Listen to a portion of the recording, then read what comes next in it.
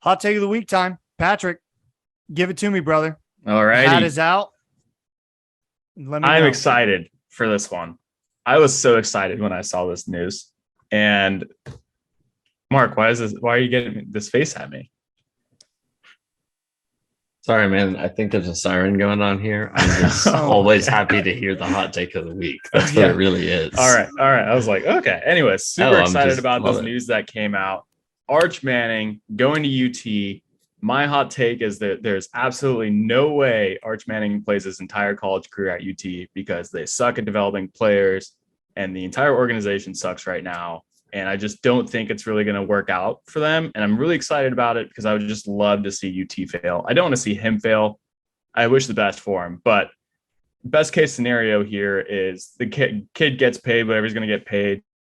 He stays there for a year. It's not working out and he leaves and we all get to laugh at Texas. That's what I'm hoping for. And I just would love the country to see that. I completely agree with you. I agree. Either him or Quinn Ewers ain't gonna be there next year. No. Either one of them. So pick which one it is.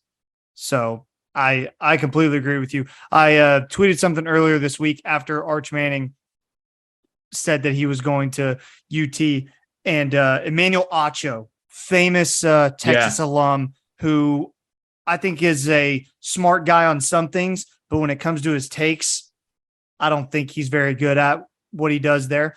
But he said, he put out a big long video, said Texas football signing Arch Manning is as big as it gets. And he was just super excited about it.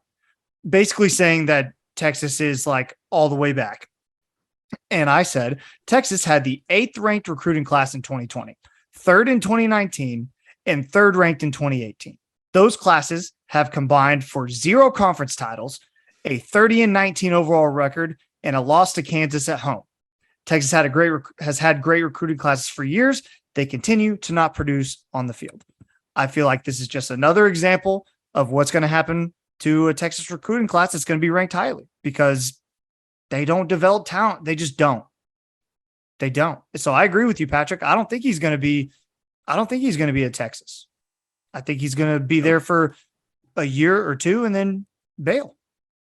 I think it's going to be super interesting to see if Quinn Ewers actually shows up and is the guy he's supposed to be next year. If Arch even ends up starting his career at Texas.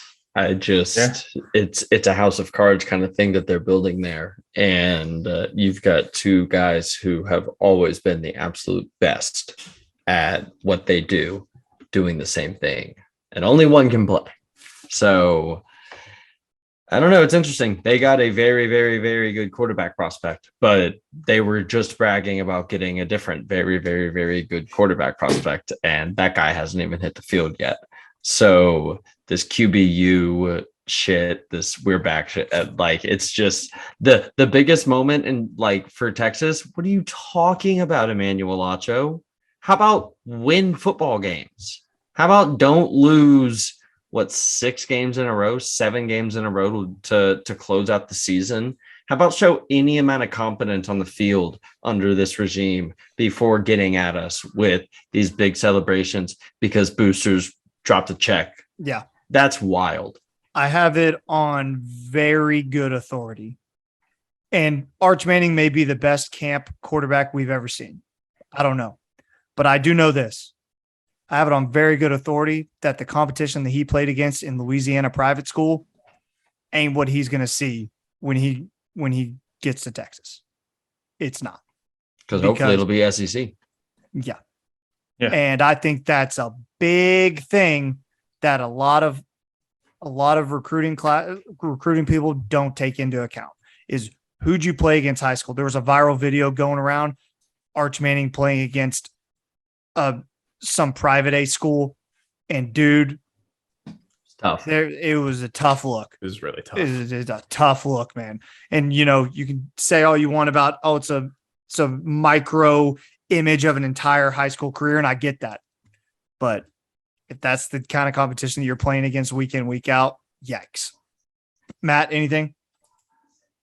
Yeah, I mean, it's hard not to agree, especially in the world of NIL, when 1 year you can get offered all that money. And like Mark said, you're money is not tied to the real performance of the school or what you do on the field. So next year he could get offered by some other team for a lot more and leave and never play a snap. That's exactly what Quinn Ewers did at Ohio State. He took a check and never played one snap. So, I mean, it's all about the money at this point. I think it's a little bit of a cold take because I think it's most likely one of them is going to end up leaving Texas before even playing. Dang. Throwing around the C word. Whoa. The C word. Getting a little frigid in here. Wow, Matt. Jeez. So mean. Yeah, Calling him freezing out. cold. Freezing right. cold. Got a lot of silence out of that. Oh, Ryan, you got anything? I didn't want to skip over you. Okay. No, I mean, I agree with Gant. It's kind of a cold take, Pat. Wow. Patrick, All step right. your All game right. up. Man. Hey, I like it. I like that. I just like want you it. to be better. Patrick needs to be held in check. I'm gonna be thinking in the next 2 weeks when I come back. It's gonna be the hottest take ever. Maybe. It's gonna be something about I can't Germany. wait. I freaking love it, man. I love Germany is superior to America. Go. it. Yeah. He's going to Europe. He's gonna come back. Just Is he wrong? yeah, he's gonna come. We'll see. full on. We'll see what I come with. Okay. I love it. Patrick, thank you once again for your hot take. We'll